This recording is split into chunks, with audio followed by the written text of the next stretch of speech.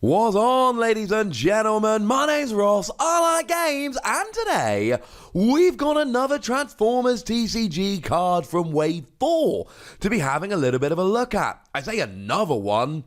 Frankly, ladies and gentlemen, we've not seen very many, but if rumours are to believe, spoiler season will be starting in earnest. Today we've got another one of those off-road patrol to look at, Private Powertrain. Now, if Off-Road Patrol sounds familiar, it probably should. Back in Wave 3, War for Cybertron Siege 1, we got Private Tote and Private Mudslinger that were Off-Road Patrol. But they didn't really have much in common. They didn't really work particularly well as a pair. They were just kind of there. Well, the good news is, ladies and gentlemen, that Private Powertrain is here to change things up a bit and make them more of a team. He is even a leader. We'll get there in a minute. So we have a 5-star character. Now, it is a Micromaster. They're always 4 or 5 stars.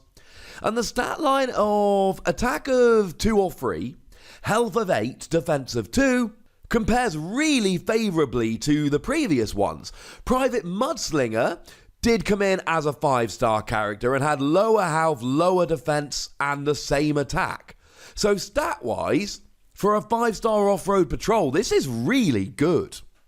Now, in terms of skills here, shouldn't surprise you to know that in alt mode, it has stealth while untapped. All the Micromasters have stealth while untapped in alt mode. That's not surprising.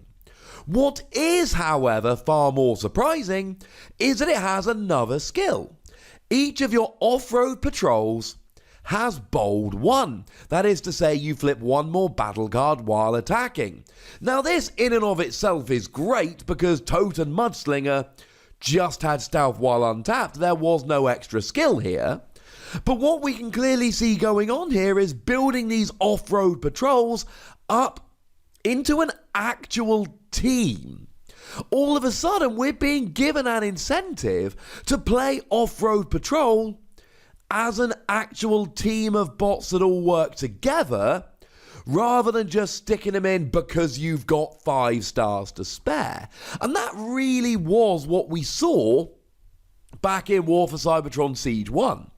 These bots didn't really work. I saw a few posts over in the Facebook group where people were playing 4 or 5 of the Micromasters in a kind of, hey, look, I'm making a Micromaster deck kind of way. But no one took them really seriously because they weren't looking to be taken seriously. It was a fun deck idea to have a bit of a play with.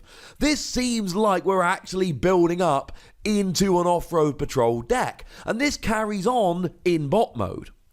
In bot mode, this has +1 attack and +1 defense for each off-road patrol in your KO area. Now, this makes things a little bit more awkward because although your stats are good, you've still got health of 8, defense of 2. This is still a very weak bot.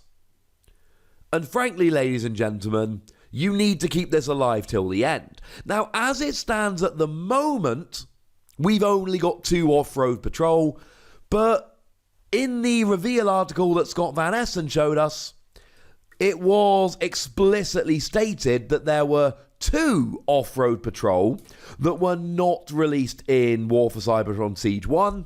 I think it is incredibly fair to just assume we're going to get 2 off-road patrol in this set, Private Powertrain, and another one yet to be revealed. That means that if this is your last off-road patrol standing, then you end up with 5 attack, 5 defense, 8 health. Okay, the health is still a little bit low, I'll grant you that. But 5 attack, 5 defense on a 5-star character is frankly gigantic. Like, that's huge. 5 defense in and of itself is big. I mean, 2 defense was the average back in Wave 1 when the average cost was 8. And the average has actually gone down a little bit since Wave 1.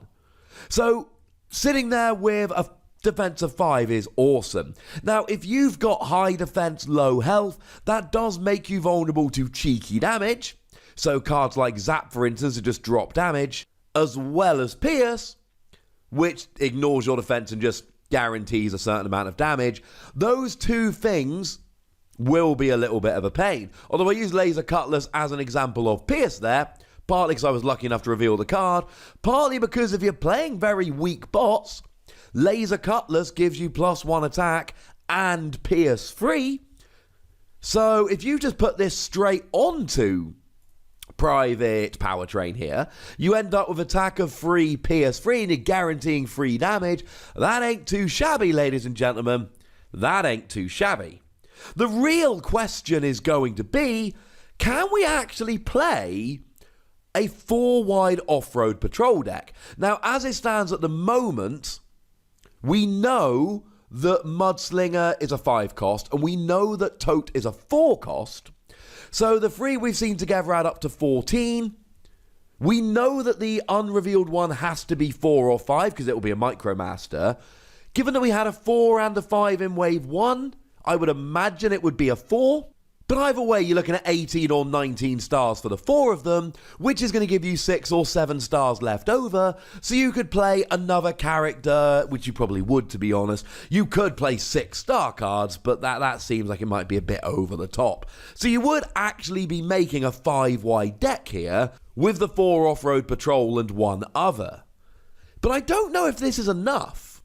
I mean, giving bold 1 to each of your off-road patrol is nice, but Mudslinger only has an attack of 2, and Tote only has an attack of 2.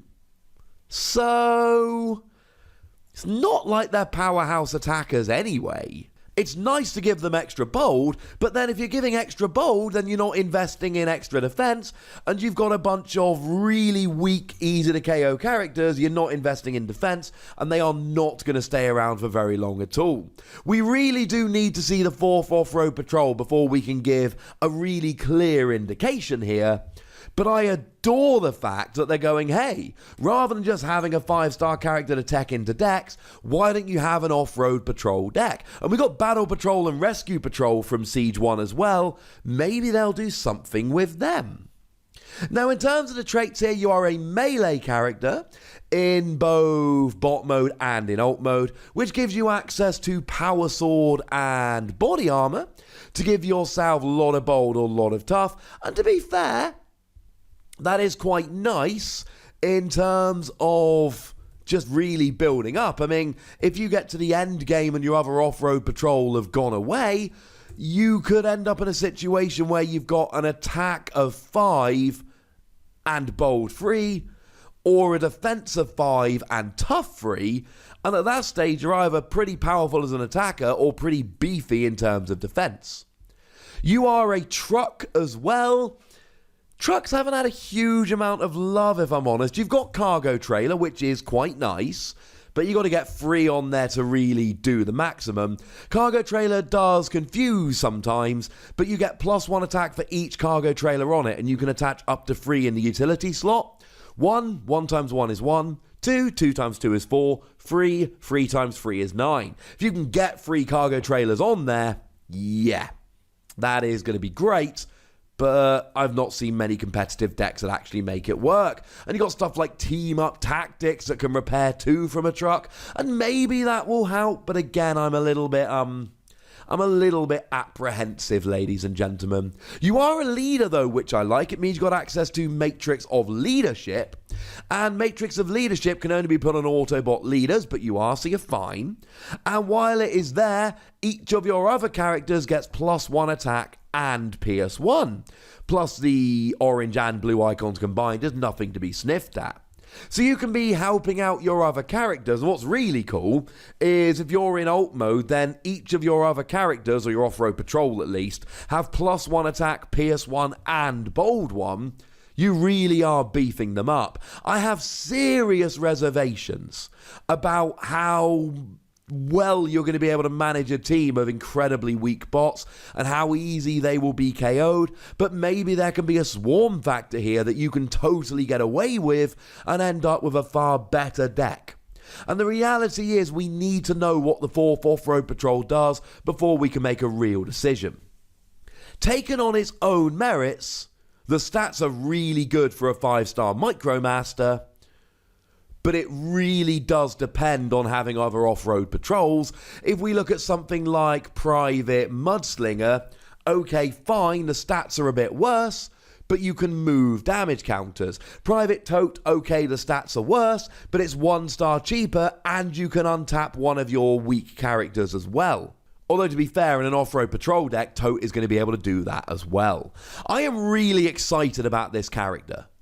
When I first looked at it, I was like, oh, great, another Micromaster. Maybe I'll take it into the odd deck. But now I'm looking at it going, this could actually be a new archetype on its own, and that is incredibly exciting to me. But I would be very interested to know how excited you are, so please go ahead and let me know in the comment section. Go nuts! Be nice. And then make sure you like this video, subscribe to this channel, follow me on Twitter at the Wossy. That's where we talk about games. And do consider checking out patreon.com/PTCG Radio, where we talk about games and do bonus pods, and you can support the channel and all good stuff. But by far the most important thing, as always, look after yourselves till next time, would ya? Thank you very much for watching. My name's Ross, and you've been watching Wossy Plays.